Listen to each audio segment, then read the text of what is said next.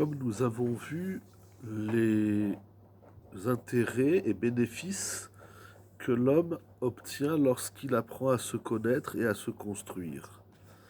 On en avait déjà vu 4, le Rav en compte 14. Numéro 5. Les traber, les kocho, achazak, les shoresh, nafshon, kamel, chayut, vesimra.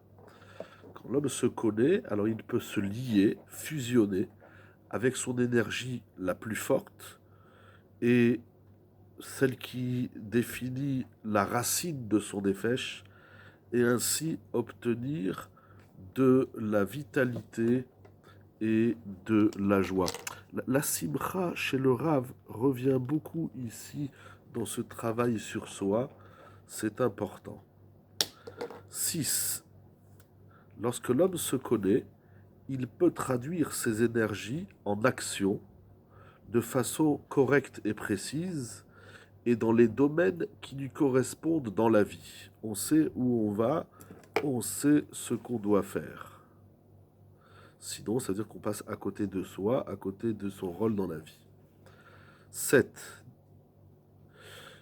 Dans la connaissance de soi, l'homme peut renforcer, amplifier les énergies qui ont besoin d'être renforcées. Donc il connaît ses lacunes, il sait où ces énergies ont besoin d'un travail, de raviver, de corriger et de dresser des limites aux énergies qui ont besoin de limites. Par exemple, quelqu'un qui est chesed à tout va sans limite, c'est pas bon. Alors il se connaît, il sait où il doit augmenter, il sait où il doit diminuer. Par la connaissance de soi, numéro 8, l'homme construit, bâtit l'intégralité de son être, de son nefesh, selon tous ses étages, tous ses niveaux. Le niveau des retsonotes, il sait où se trouvent ses désirs et ses volontés. Le niveau, l'étage, littéralement, pour reprendre le mot du Rav, des marchavot, des pensées. Le niveau des émotions, il sait exactement, il connaît tous ses wagons, il connaît toutes ses parties et il sait exactement quand il vit quelque chose, à le rattacher à quel élément de son nefesh. Et ainsi faire un travail des plus corrects. 9.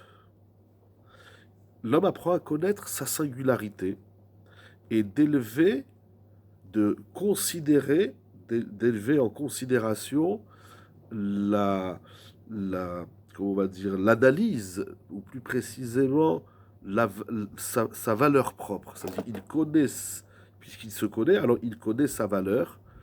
Cela va développer la confiance en soi et, encore une fois, la simcha bechelko, c'est-à-dire qu'il sera toujours heureux de ce qu'il a, de ce qu'il est.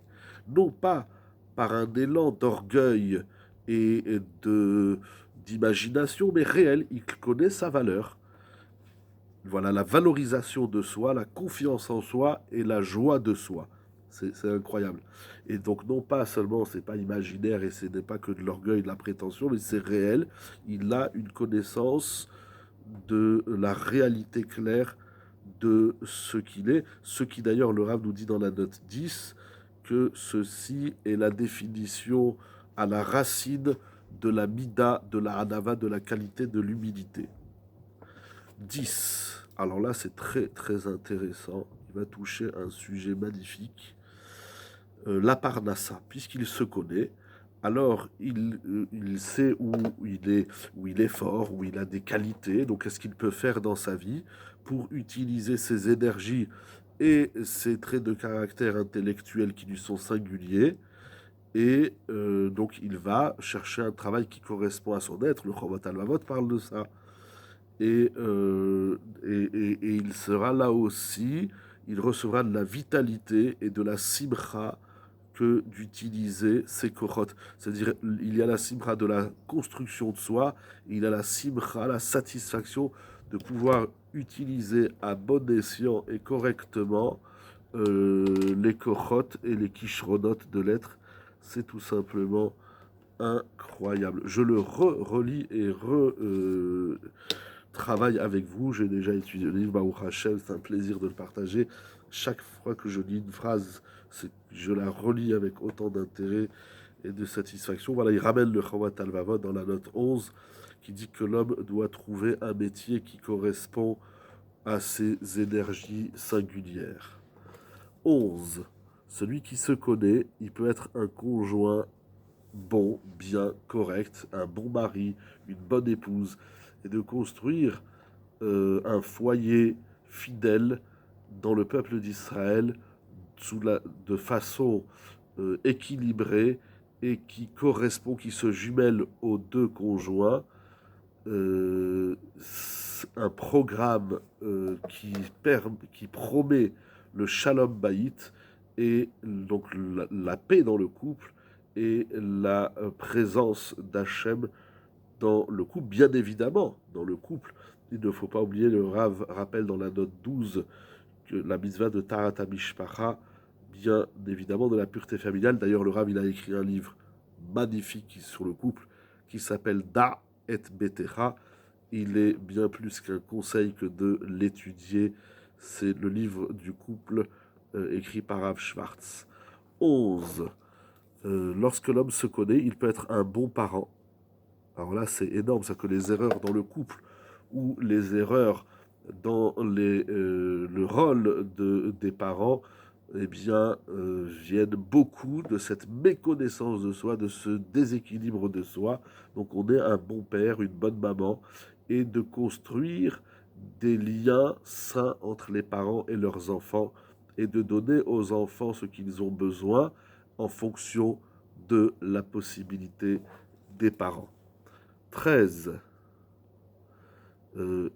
La connaissance de soi permet à l'homme de créer des liens de famille, de voisinage ou social ou communautaire, correct, bon, sans perdre sa personnalité propre. C'est-à-dire on peut à la fois être soi pleinement et bien avec les autres. Le Rav l'a déjà dit dans le Chesed, lorsqu'on est bien avec soi, on est bien avec les autres. On a peur du monde et de la société parce qu'on a peur de se confondre. Or, la Torah, elle demande à l'homme de travailler sa singularité et en même temps d'être bien avec la société. Le Rav en parle beaucoup dans un autre livre qui s'appelle La Hitbo des doutes. C'est tout simplement génial.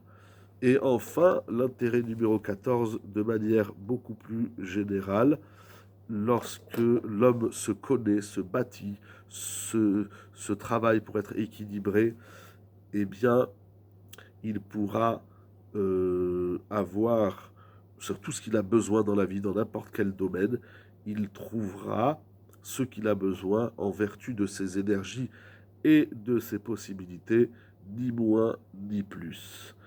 Ça veut dire, alors bien évidemment, et de manière générale, donc on voit ça touche tout en vérité, la connaissance de soi, c'est l'homme vis-à-vis d'Hachem, c'est l'homme vis-à-vis de lui-même, c'est l'homme vis-à-vis des autres, vis-à-vis de son conjoint, de ses parents, enfants, société, etc. etc. Alors il est de toute évidence que pour atteindre ces 14 bénéfices, il faut des efforts. Voilà, ça n'arrive pas comme ça. Ici, on est presque à la fin du travail. Voilà où on va arriver. Et en vérité, donc, je vois la simcha, l'équilibre dans tout. C'est extraordinaire ce que dit le Rav. Mais en vérité, ça veut dire que la connaissance de soi et l'autonomisation de l'être, c'est la clé principale qui ouvrira toutes ces portes. Sans la connaissance de soi, on est à côté de tout cela. Bien évidemment, tout ne se trouve pas dans le pouvoir de l'homme. C'est pas l'homme qui domine tout. Et ce n'est pas dans toute chose qu'on peut arriver au bout. Mais cependant, l'homme qui apprend et se connaît, et il s'évertue de construire une vie correcte et corrigée, alors il s'approchera de plus en plus vers la finalité, vers l'objectif par rapport à celui qui n'a jamais appris et qui ne se connaît pas. Donc il y a cet objectif, ces objectifs et beaucoup d'autres encore. Il y en a déjà 14, c'est bien, 14 c'est Yad, la main, etc. Il faut de l'effort, mais comme toute chose, là où il y a de l'effort, il y a un intérêt, il y a de l'effet, il y a du bénéfice. Et même si parfois on n'y arrive pas, mais d'abord on s'y rapproche. Et ce qui est clair, c'est que si on ne fait pas ce travail, c'est sûr et certain qu'on n'y arrive pas. C'est tout simplement fabuleux. Je remets en avant encore une fois cette idée que le Rav reprend beaucoup, la connaissance de soi, amène à la simra de l'homme vis-à-vis de lui-même, vis-à-vis d'Akadosh Baruch Hu, vis-à-vis de son entourage, vis-à-vis de son travail, dans toutes les relations sociales, humaines, professionnelles, familiales, etc. C'est tout simplement magnifique. Il y a une harmonie entre l'homme et l'univers à tous les domaines, spirituels, matériels, Torah, mitzvot, société familiale. C'est incroyable. On vit dans un monde où tout est harmonieux, où tout fusionne, où tout est synonyme de simra, celle qu'on souhaite à tout le monde, Bezrat Hashem.